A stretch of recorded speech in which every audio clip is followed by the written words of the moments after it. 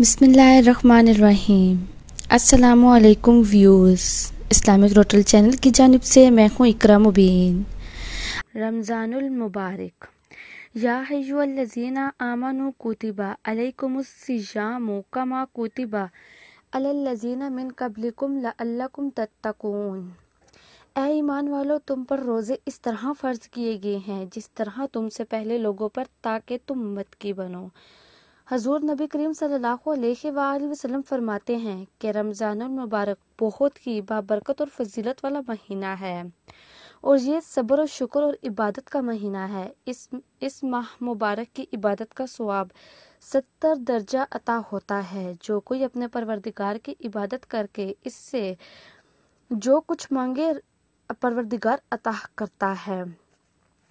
شریعت میں روزے کے معنی ہیں انسان کا کھانا پینے اور جماع سے باز رہنا اور گناہوں سے رک جانا۔ سب سے پہلے حضرت آدم علیہ السلام پر روزہ فرض ہوا۔ رمضان کا مہینہ اس طرح پاک کر دیتا ہے جیسے بارش سے چیزیں دھل کر پاک و صاف ہو جاتی ہیں۔